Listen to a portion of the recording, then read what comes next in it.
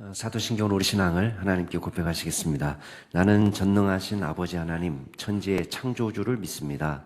나는 유일하신 아들 우리 주 예수 그리스도를 믿습니다.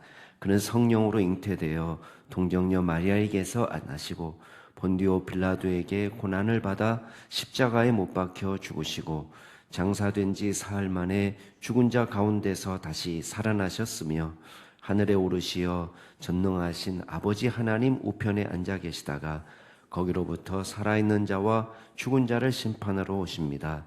나는 성령을 믿으며 거룩한 공교회와 성도의 교제와 죄를 용서받는 것과 몸의 부활과 영생을 믿습니다.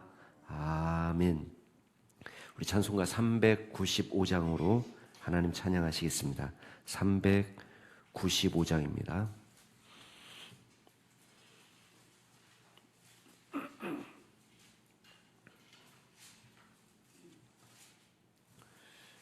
찬송가 395장입니다. 자비하신 예수여, 내가 사람 가운데 의지할 리 없으니 슬픈 자가 됩니다. 마음 심히 어두니 밝게 하여 주소서. 나를 보호하시고 항상 인도하소서. 죄를 지은 까닭에 나의 마음이 고나니 용서하여 주시고 쉬게 하여 주소서. 천국 가고 싶으나 나의 공로 없으니 예수 공로 힘입어 천국 가게 하소서. 허락하심 이루어 사랑 항상 있도다. 모두 이루어 주심을 나는 믿사옵니다. 구주와 깨루구를 달리 찾아보리요. 복과 영생 예술이 더 원할 것 없도다. 거룩하신 예수여, 피로 날 사셨으니 어찌 감사하온지 말로 할 수 없도다. 주의 괴한 형상을 나도 입게 하시고 하늘 날아가서도 사랑하게 하소서. 아멘. 아멘. 오늘 하나님께서 저희에게 주시는 말씀은 마가복음 14장 53절에서 72절 말씀까지입니다.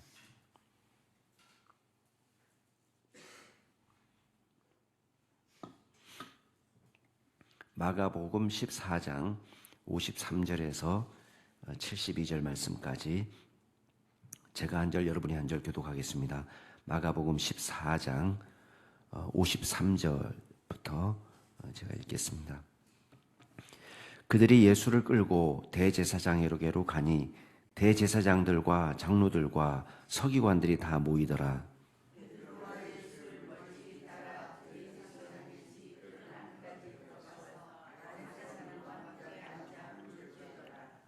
대제사장들과 온 공회가 예수를 죽이려고 그를 칠 증거를 찾되 얻지 못하니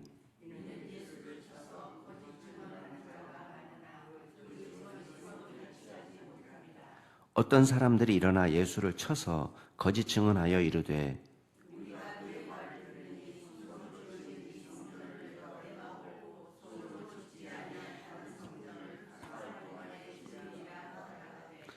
그 증언도 서로 일치하지 않더라.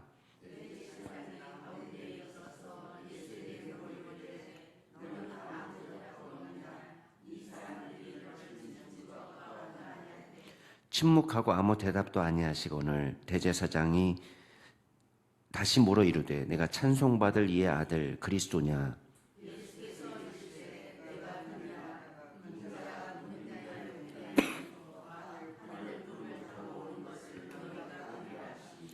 대제사장이 자기 옷을 찢으며 이르되 우리가 어찌 더 증인을 요구하리요.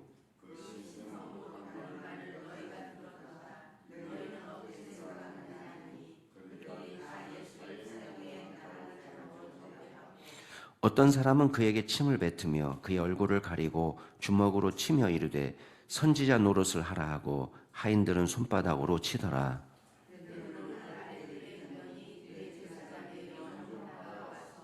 베드로가 불 쬐고 있는 것을 보고 주목하여 이르되 너도 나사렛 예수와 함께 있었도다 하거늘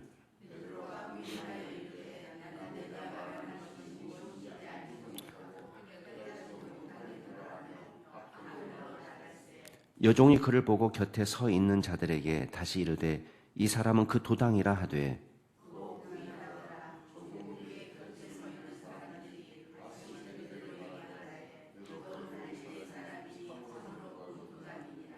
그러나 베드로가 저주하며 맹세하되 나는 너희가 말하는 이 사람을 알지 못하노라 하니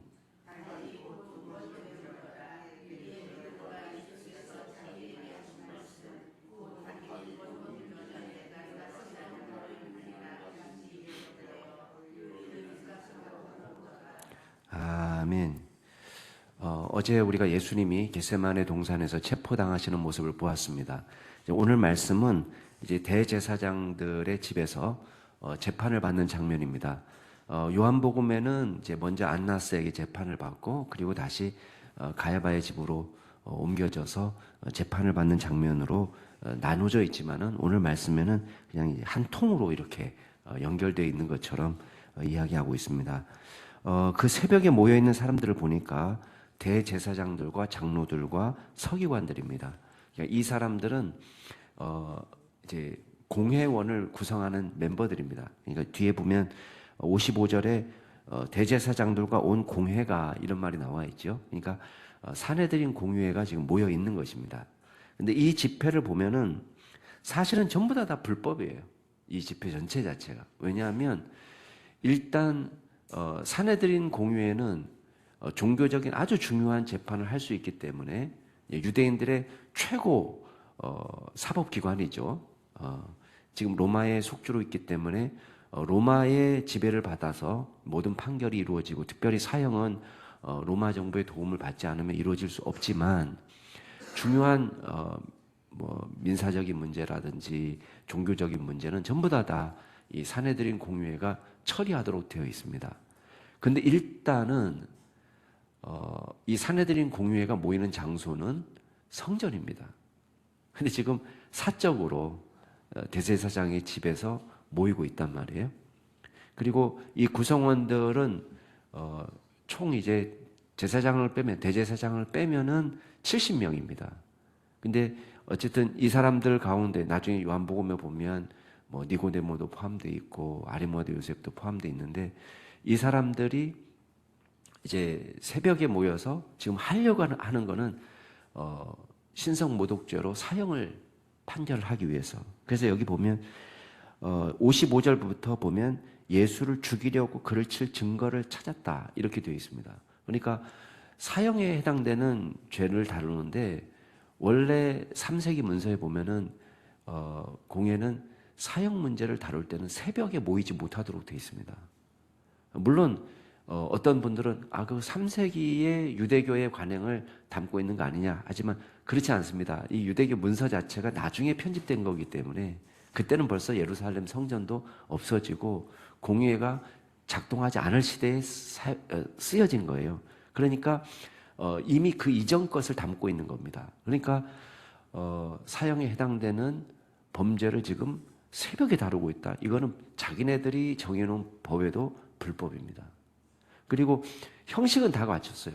증인들도 있지만 증인들도 가짜고 증인들도 거짓 증언이고 자기네들끼리 지금 입이 맞춰지지 않아가지고 2인 이상의 동일한 증거를 찾아야 되는데 그 2인 이상의 동일한 증거를 찾지 못하고 서로 말이 어긋나기 때문에 자기네들도 재판하면서 이게 말이 맞지 않는 거예요. 그러니까 애로사항이 많은 것입니다. 이 사람들이 여러 증거들을 하는데 그 중에 하나는 뭐냐면 58절에 보면 손으로 지은 이 성전을 내가 헐고 손으로 짓지 아니한 다른 성전을 사흘 동안에 짓겠다. 예수님이 이렇게 말씀했다는 거예요. 근데 우리가 공간복음서에서 이 증언을 찾을 수 없고 요한복음에 이 비슷한 증거가 나옵니다. 그때 예수님께서 요한복음 2장에서 성전을 깨끗하게 하시면서 논쟁하는 과정 가운데 무슨 말씀을 하셨냐면 너희가 성전을 헐면은 내가 사흘 안에 다시 이 성전을 짓는다. 이런 말씀하시거든요. 자, 여기 말대로 하면은 지금 성전을 허는 사람은 누굽니까? 58절 보면 예수님이 야 내가 헐고 내가 다시 지으리라 막 이런 말씀하시는 것처럼 보이잖아요. 그러니까 누가 봐도 이건 나쁜 사람인 거예요. 예루살렘 성전을 지가 헐겠다고 이런 느낌이에요. 근데 예수님은 그렇게 얘기하지 않으셨어요. 너희가 헐어버린다고 해도 종교 지도자들이 성전을 엉망진창으로 만들고 헐어버려도 이런 느낌을 받거든요. 다시 짓는다. 물론 여기서 예수님께서 다시 짓는다는 것도 부활을 이야기하신 것이지 뭐 예루살렘 성전을 이야기한 것도 아닙니다. 근데 이 이야기를 지금 왜곡해가지고 마치 누가 들으면은 예수님께서 성전을 허물어뜨리는 악한 사람인 것처럼 들리게끔 지금 말을 맞추고 있는데 그마저도 증거가 일치하지 않고 있는 것입니다. 대제사장이 아무리 이렇게 저렇게 유도를 해도 거짓 증인들이 증언을 확보할 수 없으니까 아예 직접 신문합니다. 사람들이 이렇게 너를 치는데 왜 너는 아무 말이 없느냐? 예수님께서 침묵하시죠. 왜 침묵하셨겠습니까? 어차피 답은 정해져 있고 어차피 사형을 이제 선고하고 끝내기를 원하는 사람들이기 때문에 진리는 통하지 않습니다. 근데 결정적인 질문을 합니다. 대제사장이 묻습니다. 내가 찬송받으실 이의 아들 그리스도냐? 물을 때에 예수님께서 내가 그니라 라고 대답합니다. 자, 거짓이 난무하는 시대에 유일하게 예수님께서 지금 정직하게 진리를 말씀하십니다. 예수님이 그리스도라는 증거는 지금까지 차고 넘칩니다. 거짓 증거는 지금 아무리 해도 서로 말을 맞추지 못하지만 예수님께서 메시아시다. 예수님을 통해서 권능과 표적이 나타난다. 라는 것은 아무도 부인할 수 없는 사실입니다. 그럼에도 불구하고 계속해서 이 종교 지도자들이 따라다니면서 예수님을 괴롭힌 것은 하늘로부터 오는 표적을 보이라는 거예요. 여러분, 예수님께서 보인 증거가 부족해서 하늘로부터 오는 또 다른 표적을 구하겠습니까? 그 수많은 것들을 믿지 않아요. 근데 여기서도 마찬가지로 예수님이 내가 그다 말씀하시면서 아주 중요한 말씀을 하십니다. 인자가 권능자의 우편에 앉은 것과 자, 이 말은 뭐예요? 권능자의 우편에 앉아 있다라는 것은 하나님과 동급이죠, 지위가. 그리고 하늘 구름을 타고 영광 중에 오는 것을 너희가 보게 될 거다. 자, 마지막 종말의 때에 메시아가 온다라는 것은 뭐하고 연결되어 있냐면 유대인들의 이해로는 심판과 연결되어 있습니다. 그러니까 지금 예수님께서 심판주로 오신다는 걸 말씀하고 있어요. 물론 믿는 자들에게는 구원입니다. 믿는 자들에게는 요에서 말씀대로 하면은 주의 이름을 부르는 자는 구원을 받으리라. 사도행전에서 베드로가 인용하죠. 요에서 말씀에서도 그 문맥은 여호와의 크고 놀라운 날입니다. 크고 놀라운 날은 어떤 날이냐? 심판의 날이에요. 여호와의 날은. 근데 이거를 베드로는 뭐라고 인용하냐면 여호와의 크고 영화로운 날로 인용하고 있습니다. 그건 뭐냐? 믿는 사람에게는 이게 구원의 날인 거예요. 심판의 날이냐 구원의 날이냐가 그 날은 똑같지만 예수님께서 똑같이 심판주로 오시지만 어떤 사람에게는 심판의 날이고 어떤 사람에게는 구원의 날이라는 거예요. 그 얘기를 지금 하는 것입니다. 그랬더니 대제사장이 옷을 찢으면서 더 무슨 증인이 필요하겠냐? 신성모독하는 말을 너희가 들었다. 그러면서 이제 사람들이 사형에 다 해당한다. 정죄하고 그 다음에 밑에 사람들은 침을 뱉고 어떤 사람은 주먹으로 치고 야 네가 선지자라며 선지자 노릇해라. 또 하인들까지도 손바닥으로 치고 있는 장면입니다. 불법과 거짓이 가득한 재판. 자, 66절에는 우리가 베드로가 3번이나 예수님을 부인하는 장면이 나오는데 우리가 이렇게 약합니다. 베드로가 칼을 빼어들 수 있는 용기를 한때는 보여줬지만 오늘 말씀에서는 너무나 허무하게 무너지고 맙니다.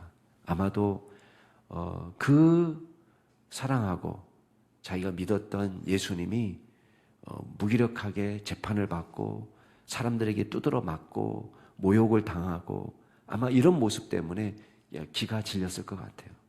그래서 용기 있게 여기까지는 따라왔지만은 예수님의 예언대로 닭 울기 전에 3번 예수님 부인하는 안타까운 죄를 범합니다. 그렇지만 우리가 베드로에게서 볼 수 있는 우리가 은혜가 있는 것은 생각하고 울었다라고 되어 있습니다.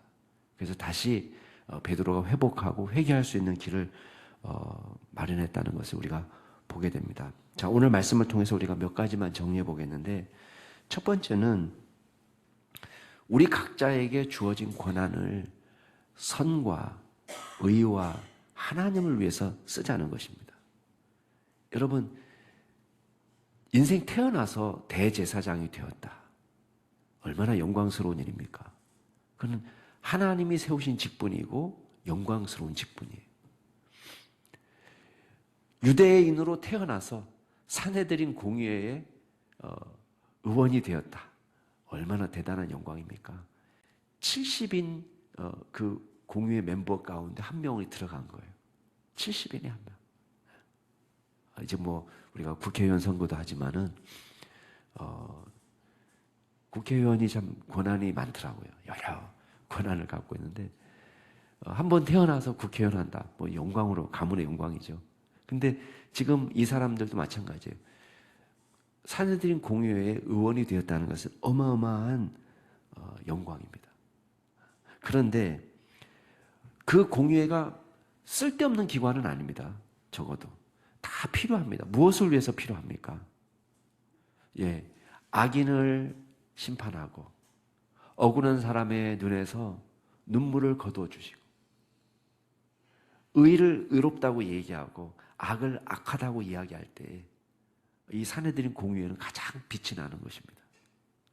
하나님께서 세우신 그 자리가 빛이 나는 것입니다. 근데 지금 이걸 어떻게 사용하고 있습니까? 온갖 죄악을 다 범하는 자리로 의인을 죄인으로 정죄하고 있고 온갖 거짓 증인들을 동원하고 있고 그리고 진리에는 눈을 감고 오히려 악을 조장하고 진리는 악하다고 이야기하고 의인은 악하다고 이야기하고 거짓을 옳다고 이야기하고 의로운 자를 죽이기 위해서 애를 쓰는 부패한 권력 집단이 되고 만 것입니다. 여러분, 가장 거룩한 자리를 가장 불의하게 사용하는 것입니다. 가장 올바른 판단이 내려져야 될, 공정한 재판이 내려져야 될 자리에서 그 사람들이 볼 때는 자기네들도 알았어요. 무고한 한 젊은 청년을 자기네들의 목적을 위해서 죽이려고 하는 거예요. 여러분, 하나님께서는 우리에게 어떤 힘을 주실 때 그 힘을 선하고 의롭고 거룩하게 사용하도록 맡기신 것입니다. 저희들에게 주어진 권한과 저희들에게 주어진 지위와 저희들에게 주어진 힘을 공정하게 사랑으로 자비로 사용하실 수 있는 믿음의 종들이 될 수 있기를 바랍니다. 예. 두 번째는 예수님이 참된 심판주요 통치자라는 것입니다. 여러분, 예수님은 분명하게 이야기했습니다. 내가 그다. 내가 그다. 찬송받으실 이의 아들 그리스도다. 그리고 헷갈리지 않도록 너희들이 권능자의 우편에 인자가 앉아 있는 것과 그리고 구름을 타고 오는 것을 너희가 보게 될 거다. 예. 여러분, 지금은 예수님이 산헤드린 공회 앞에서 재판을 받고 있지만 그때는 누가 재판장입니까? 예수님이 재판하시는 거예요. 지금은 잠깐이지만 예수님은 온 인류의 영원한 재판장이신 거예요. 영원한 심판주.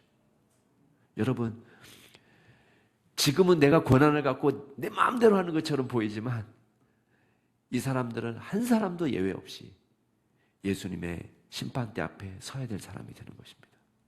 반면에 예수님께서는 구름을 타고 심판주로 오실 때에 이 세상의 모든 질서는 다 상대적이 되는 거예요.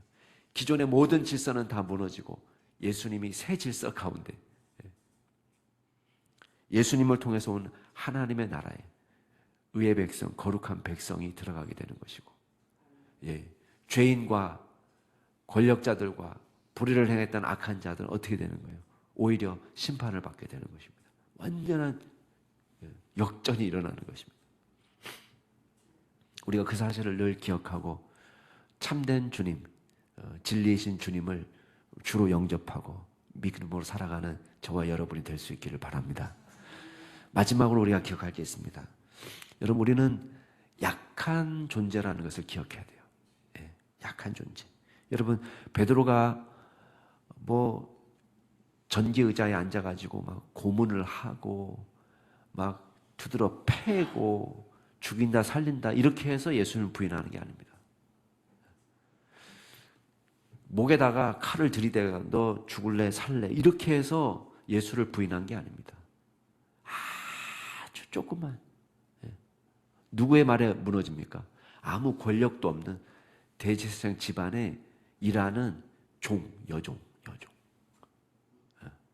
노예, 아무 권한도 없는. 그것도 무슨 총칼이 아니라 말 한마디에 그냥 무너집니다. 내가 볼 때 너도 저 나사렛 예수와 함께 같은 도당 아닌가? 그 말에 그냥 무너지는 거예요. 아니라고. 그러니까 또 이 여자가 그냥 지나가면 되는데 옆에 있는 사람한테 말합니다. 내가 봤는데 멀쩡하게. 저 사람도 같이 있었는데 막 펄쩍 뛰는 거예요. 그랬더니 옆에 있는 사람이 말합니다. 야, 너 말씨가 갈릴리 말씨인데 너도 갈릴리 출신인데 그 사람 당연히 따라다녔겠지. 그러니까 이번에는 막 저주하며 맹세하면서 난 모른다고 펄쩍 뜁니다. 여러분, 우리가 엄청 강할 것 같이 보이지만 우리가 연약한 존재라는 걸 인정해야 돼요. 무슨 뭐 대단히 무서운 사람들 때문에 무너지는 게 아닙니다. 무슨 대단한 권력 때문에 무너지는 게 아닙니다. 베드로가 칼을 뽑아들 정도로 결심도 대단하고 용기도 대단했지만 한순간에 무너집니다. 그 말은 뭐예요? 우리가 모두 하나님의 은혜가 필요한 존재예요. 하나님이 도와주셔야 되고 성령께서 우리와 함께 해 주셔야 되고 죄를 이길 힘을 주셔야 되고 우리가 늘 깨어서 기도해야 되고 주님께서 우리를 붙잡아 주실 때에 우리가 온전한 믿음을 유지할 수 있습니다. 우리가 행여 교만함으로 넘어지지 않고 주님의 은혜를 늘 붙잡고 살아가는 믿음의 종들이 될 수 있기를 주의 이름으로 축복합니다. 기도하겠습니다. 이 시간 기도하실 때에 오늘 말씀을 생각하시면서 하나님, 우리가 마땅히 우리가 지킬 믿음을 지켜나갈 수 있는 은혜를 허락해 달라고. 우리 힘으로는 설 수 없습니다. 우리도 베드로처럼 무너지기 쉬운 존재입니다. 주님께서 붙잡아 주셔서 주님과 늘 동행하는 믿음의 종들이 되도록 도와주옵소서. 기도하시고, 두 번째는 우리 교회를 위해서 기도하실 때에 늘 기도로 깨어있는 교회, 늘 영적으로 충만한 교회, 또 부흥의 역사가 나타나는 교회가 되도록 위해서 기도해 주시고, 우리 마지막으로 기도하실 때에 새가족들을 위해서 기도하실 때, 오늘 새가족 공부가 진행이 되는데, 오늘 진행되는 새가족 공부는 좀 특별한 모임입니다. 등록해서 우리 교회 잘 다니고 있는 성도가 아니라, 아직 등록도 하지 않았지만 구도자들입니다. 아직 주님을 알지 못하는, 거의 교회를 다녀본 적이 없는 사람들을 대상으로 말씀을 전하게 되는데, 새가족 공부를 잘 받을 수 있도록 위해서 기도해 주시고, 예수님을 영접하고 주님을 알 수 있도록 위해서 기도해 주시기 바랍니다. 오늘 말씀을 생각하시면서, 우리 교회를 생각하시면서, 또 우리 새가족들과 또 구도자들을 위해서 같이 동성으로 기도하시겠습니다. 존귀하신 하나님 아버지, 감사드립니다. 주님께서 오늘 저희들에게 예수님의 재판하신 받으시는 모습을 보게 하셨습니다. 온갖 거짓이 난무하는 이 시대에 주여, 우리가 받은 권한과 지위를 선을 위하여 사용할 수 있는 믿음의 종들이 되게 하여 주시옵소서. 아버지 하나님, 베드로가 주님을 3번이나 부인한 것처럼 우리도 베드로보다 더 강한 믿음도 못 되고 연약하고 얼마든지 무너지기 쉬운 존재들입니다. 하나님께서 저희들을 특별히 불쌍히 여겨주시고 주의 성령께서 동행하여 주셔서 우리가 깨어있게 하여 주시고 주님 바라보며 살게 하여 주시고, 우리가 무너지지 않고 우리의 믿음을 유지하고 주님 앞에서 담대하게 살아갈 수 있도록 저희들을 붙잡아 주시옵소서. 하나님, 우리가 행여 연약하여 주님을 모른다 하지 않게 하시고, 우리가 주님을 끝까지 믿고 섬기는 믿음의 종들이 될 수 있도록 도와주시고, 여종에게 무너진, 허무하게 무너진 베드로처럼 우리가 동일한 실수를 범하지 않도록 도와주시고, 행여 범할지라도 다시 회복하여 일어날 수 있도록 회개의 영을 허락하여 주시옵소서. 아버지 하나님이 교회를 지금까지 사랑하시고 은혜 가운데 지켜주시니 감사를 드립니다. 오늘 또한 중보기도팀 모여서 기도하게 되는데, 하나님이 교회가 늘 깨어 기도하는 교회가 되게 하시고 늘 성령 안에 거하게 하시며 하나님이 기뻐하시는 믿음의 종들 될 수 있도록 주여 인도하여 주시옵소서. 하나님이 어려운 시기에 진정한 부흥의 시대를 맞이하기를 원합니다. 하나님, 날마다 부흥하는 귀한 교회가 되게 하여 주시고 성령으로 충만한 교회가 되게 하여 주시고 말씀이 차고 넘치는 교회가 되게 하여 주시고 거룩한 결단이 일어나는 교회가 되게 하여 주시고 회개하고 주님께 돌아오는 사람들이 많아지게 하여 주시고 날마다 이 교회를 통하여 구원받는 사람들이 많아지는 귀한 교회가 될 수 있도록 주여 역사하여 주시옵소서. 복음의 열정을 허락하여 주셔서 우리 모두 전도자로 살게 하여 주시고 하나님의 나라를 위하여 일하는 일꾼들이 될 수 있도록 주여 우리 모든 성도님들을 지켜보아여 주시옵소서. 아버지 하나님, 오늘 또한 새가족 공부 진행합니다.